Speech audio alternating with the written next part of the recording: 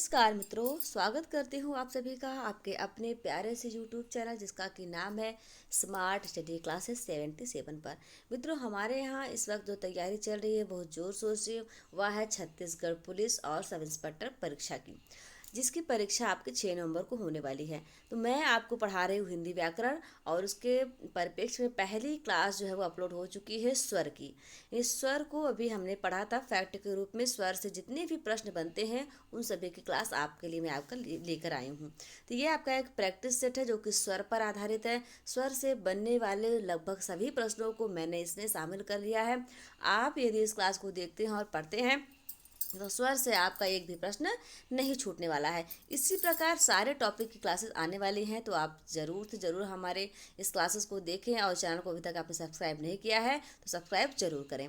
चलिए हम पढ़ते हैं, और हमारी जो क्लास है आज की वो प्रारंभ होती है। समय को ज़्यादा बर्बाद नहीं करना है, हमें पढ़ना है और आगे बढ़ना है। चलिए पहले प्रश्न का जवाब दीजिए आप कि हिंदी में कुल वर्णों की संख्या कितनी है। जी हाँ मित्रों, 42 है, 33 है, 50 है या फिर 52 है।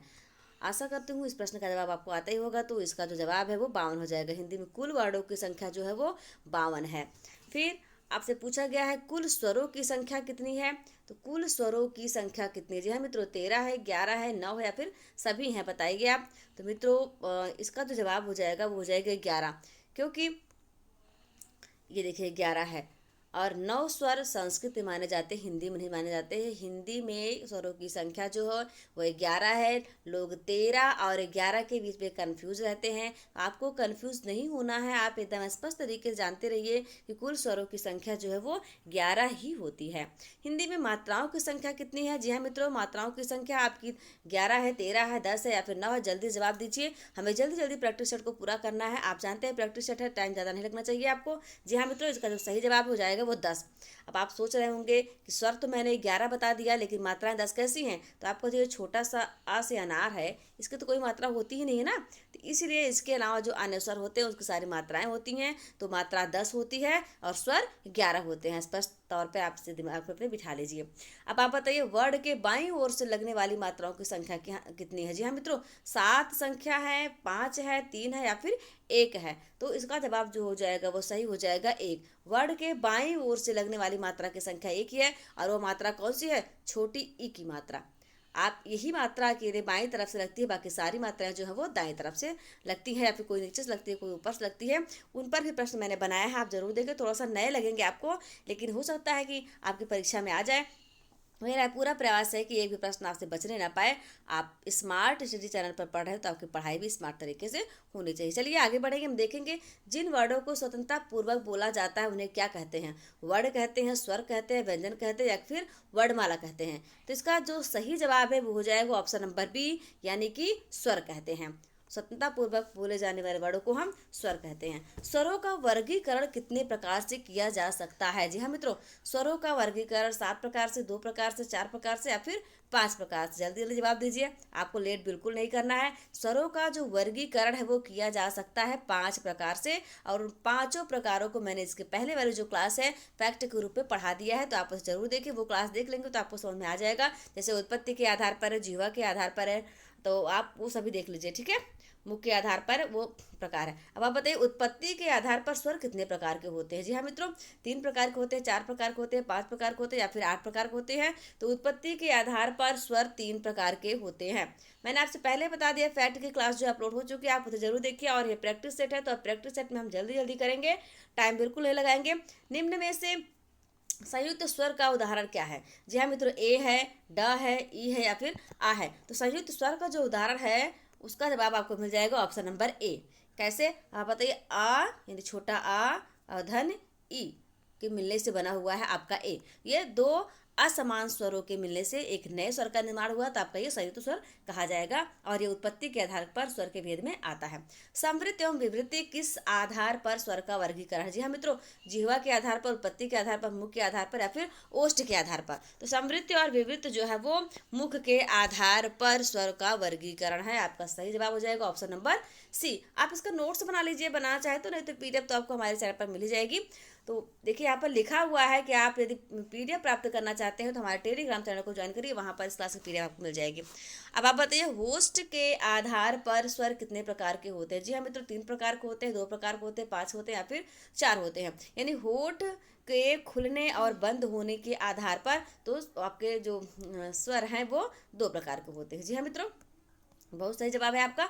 चलिए आप बताइए, निम्न में से कौन सा स्वरों के वर्गीकरण का आधार है? जी हाँ मित्रों, स्वरों का जो वर्गीकरण का जो आधार है उसमें कौन सा शामिल है? जिह्वा के आधार पर, मुख के आधार पर, दांत के आधार पर या फिर होठ के आधार पर? यहाँ पर कुछ लोग कंफ्यूज हो जाएंगे और उसका उत्तर जो है गलत दे देंगे, लेकिन आपने यदि पहले ही क्लास देखी हुई है तो आप कंफ्यूज नहीं होंगे। दांत के आधार पर ऐसा कोई वर्गीकरण जो है वो स्वरों का नहीं किया गया है। जिह्वा के आधार पर, मुख के आधार पर, होठ के आधार पर किया गया है। दांत के आधार पर कोई वर्गीकरण नहीं किया गया। ध्यान दीजिए इन प्रश्नों पर। आ का उच्चारण जिह्वा के किस भाग से होता है? जी हाँ मित्रों, अ मतलब कि ये थोड़ा सा इसमें टाइपिंग मिस्टेक हो सकता है, ये वाला अ है, नहीं अच्छा सही है ये। आ का उच्चारण जिह्वा किस भाग से होता है? आप बताइए तो। मध्य भाग से, अग्रभाग से, पश्च भाग से या फिर उपरोक्त सभी? उपरोक्त सभी से हो ही नहीं सकता है। इसका जो उच्चारण होता है पश्च भाग से होता है। जी हाँ मित्रों, थोड़ा सा स्पष्ट करूंगा आपको मैं यहाँ पर। इस वाले आ का उच्चारण पश्च भाग से होता है, लेकिन ये जो आपका अ होता है यहाँ पर चंद्र टाइप का बना रहता है, उसका उच्चारण जिह्वा के मध्य भाग से होता है। और ये इकलौता वर्ड है जिसका उच्चारण जिह्वा के मध्य भाग से होता है। जिन स्वरों के उच्चारण में द्विमात्रा काल का समय लगता है उन्हें क्या कहते हैं? संयुक्त स्वर कहते हैं, ह्रस्व स्वर कहते हैं, प्लुत स्वर कहते हैं या फिर दीर्घकाल कहते हैं। स्वरों के उच्चारण में जो हम समय लगता है उसे उसकी मात्रा काल का समय कहा जाता है। तो अब इसका जो जवाब हो जाएगा वो दीर्घ हो जाएगा। यानी जब आपका ह्रस्व स्वर होते हैं उनके उच्चारण काल में 1 मात्रा का समय लगता है, यानी 1 मात्रा काल का समय लगता है। और दीर्घ स्वरों के उच्चारण में 2 मात्रा काल का समय लगता है। इसका जवाब हो जाएगा। वर्ण के ऊपर से लगने वाली मात्राओं की संख्या कितनी है? जी हाँ मित्रों, 2, 4, 5 या फिर 3। कौन कौन सी हैं? इसका सही जवाब हो जाएगा 2। कौन कौन से? ये देखिए, ए और ऐ, ये दोनों ऐसी मात्राएं हैं जो वर्ण के ऊपर से लगती हैं। आप इसे जरूर ध्यान दीजिए। लेखन के आधार पर स्वरों की संख्या कितनी है? जी हाँ मित्रों, लेखन के आधार पर स्वरों की संख्या 9 है, 11 है, 13 है या फिर 10 है। तो लेखन के आधार पर स्वरों की जो संख्या है वह 13 है। कैसे? अब आप सोच रहे हैं, अभी हमने ऊपर बता दिया था 11, अब बता रही हूँ 13। तो लेखन के आधार पर स्वरों की संख्या 13 है। 13 है क्यों? इसमें आपका ये जो है कौन, अनुस्वार और विसर्ग भी शामिल कर लिए गए ना। अनुस्वार और विसर्ग भी शामिल कर लिए जाते हैं। जब आप लिखते हैं तो इन 13 को लिखते हैं। इसलिए आप इस प्रश्न पर देखिए, विशेष ध्यान रखिए। लेखन के आधार पर स्वरों की संख्या कितनी है आपसे पूछा जाए तो आप 13 जवाब दें, क्योंकि आप लिखते तो अंग और आह को भी लिखते हैं ना। लेकिन यदि आपसे सिर्फ सिंपल तरीके से पूछा जाए कि स्वर की संख्या कितनी है तब आप 11 बताएंगे। लेखन के आधार पर पूछा जाए तो 13। इन दोनों में आप विशेष अंतर का ध्यान रखें।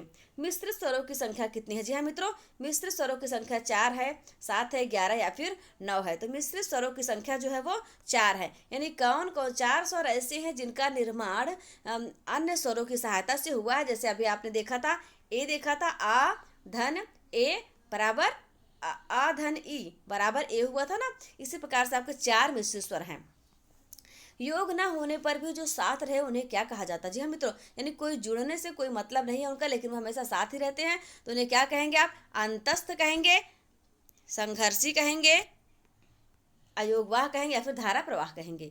तो आप इसे कहेंगे अयोगवाह। धारा प्रवाह जैसे कोई चीज़ होता नहीं है, अंतस्थ और संघर्षी व्यंजन होते हैं। हम आपको उनके बारे में व्यंजन वाली क्लास में पढ़ाएंगे। अ का उच्चारण स्थान क्या है? जी हाँ मित्रों, अ यानी अ से अनार जो होता है तो आपको बताना है उसका उच्चारण स्थान क्या है। इसीलिए मैं कह रही हूँ कि आप मेरे जो पिछली क्लासेस है उसको देख लीजिए। पिछली क्लासेस यदि आपने देखी होगी, यानी जो हमने चलाया था प्रैक्टिस सेट, लगभग 35-40 प्रैक्टिस सेट है उसका, उसमें मैंने शामिल किया उच्चारण स्थान, उसको बहुत अच्छे तरीके से पढ़ाया हुआ है। तो आप वो सभी को देखिए, आपके लिए बहुत इंपॉर्टेंट होने वाली है क्लास। तो अ का उच्चारण स्थान कंठ से होता है, तालु से होता है, मूर्धन्य से होता है, फिर नासिक से होता है। तो अ का जो उच्चारण स्थान है वो कंठ से होता है। क्यों? क्योंकि संस्कृत का एक सूत्र है, अकुह विसर्जनीय नाम कंठः। यही सूत्र से मैंने पढ़ाया हुआ है और आप इसे याद करेंगे थोड़ा आसानी होगी। यानी अ और का वर्ग और हा, इनका जो उच्चारण स्थान है वो कंठ होगा। घोषत्व के आधार पर स्वर क्या कहलाते हैं? जी हाँ मित्रों, घोषत्व के आधार पर स्वर क्या कहलाता है? घोष, घोष, महाघोष या फिर दीर्घोष। तो घोषत्व के आधार पर सभी स्वर जो है वो घोष होते हैं। ठीक है, इसमें आप कंफ्यूज नहीं होंगे अघोष है कि नहीं है। पूरा जितना भी स्वर है आपका 11 स्वर है ना, वो सभी घोष स्वर कहलाते हैं। आगे बढ़ेंगे, प्राण तत्व के आधार पर सभी स्वर क्या कहलाते हैं। जी हाँ मित्रों, प्राणत्व के आधार पर पूछा जाए, प्राण तत्व के आधार पर पूछा जाए तो आप इसका जवाब क्या देंगे, आप हमें बताइए पहले। दीर्घ प्राण, ह्रस्व प्राण, महाप्राण या फिर अल्प प्राण। तो मित्रों इसका जो सही जवाब है वो हो जाएगा अल्प प्राण। प्राणत्व के आधार पर सभी स्वर जो है वो अल्प प्राण कहलाते हैं, या यूपीटीजीटी परीक्षा में 2021 में पूछा गया था। ओ का उच्चारण स्थान क्या है। जी हाँ मित्र, वेरी इंपॉर्टेंट। अब आप बताइए, ओ का उच्चारण स्थान कंठोष्ठ है, दंतोष्ठ है, कंठ तालव्य है या फिर तालव्य है। तो ओ का उच्चारण स्थान जो है वो कंठोष्ठ है, यानी कंठ और ओष्ठ। चलिए आगे बढ़ेंगे हम और देखेंगे निम्न में से ई की विशेषता क्या है। दीर्घ पक्ष, दीर्घ, मध्य पश्च विवृत, आवृतमुखी दीर्घ विवृत या मध्य, वृत्तमुखी पश्च दीर्घ मध्य या फिर तालव्य दीर्घ अग्र और संवृत। इस प्रकार के प्रश्न आपको जरूर पूछे जाएंगे, तो आप जरूर ध्यान से पढ़ते रहिए। और इसका जो सही जवाब हो जाएगा वो तालव्य। ये जो है आपका तालव्य है और दीर्घ भी है। अग्र है जिह्वा के आगे के भाग से बोला जाता है, और समृत है मुख के खुलने के आधार पर जो वर्गीकरण किया गया स्वरों में, उसमें समृत की श्रेणी में आता है। आगे बढ़ेंगे और देखेंगे वर्ण के नीचे लगने वाली मात्राओं की संख्या कितनी। जी हाँ मित्रों, 3 मात्राएं ऐसी हैं, 4 मात्राएं हैं, 6 मात्राएं हैं या फिर 5 मात्राएं हैं। तो वर्ण के नीचे से लगने वाली मात्राओं की संख्या जो है वो 3 है। जी हाँ मित्रों, कौन कौन सी, छोटा ऊ, बड़ा ऊ और आपके ऋषि ऋषि की जो लगाते हैं आप। ऊ का उच्चारण स्थान क्या है। जी हाँ मित्रों, ऊ का उच्चारण स्थान क्या है।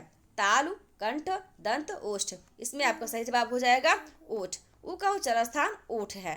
आप इसे याद करते चलिए। प्लुत स्वरों में कितने मात्रा काल का समय लगता है। जब प्लुत स्वर का उच्चारण आप करते हैं तो कितने मात्रा काल का समय लगता है। 2 मात्रा से अधिक, 1 मात्रा से अधिक या फिर 2 मात्रा काल का समय लगता है, फिर सभी लगता है। इसका जो सही जवाब है वो हो जाएगा 2 मात्रा काल से अधिक का समय लगता है। प्लुत स्वर कहते किसे हैं। इस प्रकार का चिन्ह होता है जब आप किसी को बुलाते हैं, जैसे आप बुलाएंगे राम, तो बीच में जो रा और माँ के बीच में जो गैप हो रहा है वही आपका प्लुत स्वर कहा जाएगा। इसका यह चिन्ह होता है। आप बताइए, 2 असमान स्वरों के योग से जिन स्वरों का जन्म होता है उन्हें क्या कहते हैं। इन असमान स्वर, समान स्वरों से नहीं, असमान, अर्धविपरीत, संयुक्त स्वर, प्लुत स्वर या फिर ह्रस्व स्वर। तो इसका सही जवाब हो जाएगा संयुक्त स्वर। जी हाँ मित्रों, 2 असमान स्वरों के योग से जिस नए स्वर का निर्माण होता है उसे संयुक्त स्वर कहा जाता है, जिसका उदाहरण आपका ए है। आ धन ई के मिलने से ए बना हुआ है। समान स्वर को मिलने से बनता है दीर्घ स्वर, और अलग यानी असमान स्वरों के मिलने से बनता है ह्रस्व स्वर। निम्न में से कौन सा जिह्वा के आधार पर स्वर का वर्गीकरण नहीं है। अग्रस्वर, अंतस्वर, मध्य स्वर, पश्च स्वर। जी हाँ मित्रों, इसका सही जवाब हो जाएगा आपका अंत स्वर। जी हाँ मित्रों, आप जानते हैं जिह्वा के आधार पर जो स्वरों का वर्गीकरण किया गया है उसमें अंत स्वर नहीं है, अग्र, मध्य और पश्च स्वर हैं। ये तीनों प्रकार हैं जिनके आधार पर वर्णन किया गया है। हम बढ़ रहे क्वेश्चन नंबर 28 की तरफ। ओ का निर्माण किन 2 स्वरों के योग से हुआ है। जी हाँ मित्रों, ओ कैसे बना हुआ है। आ धन ऊ के मिलने से, आ धन ऊ के मिलने से, आ धन ऊ के मिलने से या फिर अधन ऊ के मिलने से। इसका सही जवाब आप हमारी स्क्रीन पर देख पा रहे हो। इसका सही जवाब हो जाएगा आधन ऊ। अधन ऊ बराबर ओ, ठीक है। यह भी आपका मिश्रित स्वर है। चलिए आप बताइए, जिन स्वरों के उच्चारण में हवा नाक से निकलती है उन्हें क्या कहते हैं। उन्हें क्या कहा जाता है। उन्हें आप निरनुनासिक कहते हैं, आनुनासिक कहते हैं या फिर आनुवांशिक कहते हैं, फिर इनमें से कोई नहीं। इसका सही जवाब क्या हो जाएगा। इसका सही जवाब हो जाएगा आनुनासिक। यानी जैसे आप देखते होंगे कोई कोई व्यक्ति बोलता है तो आप कहते हैं नाक के बल क्यों बोल रहे हो। किसी भी शब्द को बोलते वक्त यदि प्राण वायु जो है वो नाक के माध्यम ज़्यादा निकलती है तो उसे अनुनासिक स्वर या अनुनासिक कहा जाता है, ठीक है।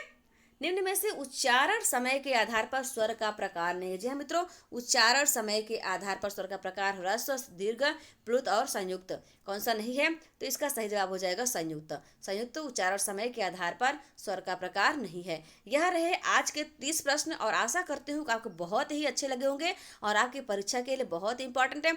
यदि आप अगली क्लास देखना चाहते हैं तो हमारे कमेंट बॉक्स में कमेंट करिए कि हमें ये क्लासेस अच्छी लग रही है। और हाँ, यदि आपने हमारे चैनल को सब्सक्राइब नहीं किया तो आप जरूर कर लीजिए। और यदि पीडीएफ प्राप्त करना चाहते हैं तो स्मार्ट स्टडी क्लासेस का जो हमारा टेलीग्राम चैनल है वहाँ पर आप ऐड हो जाइए। वहाँ पर सभी क्लासेस की पीडीएफ मिल जाती हैं। कैसी लगी आपको यह क्लास आप जरूर बताइएगा। मिलते हैं हम आपसे बहुत ही शानदार, जानदार और दमदार के क्लास के साथ। तब तक आप लोग स्वस्थ रहिए, मस्त रहिए, अपना और अपनों का ख्याल रखिए, हंसते रहिए, मुस्कुराते रहिए। नमस्कार, जय हिंद, जय भारत।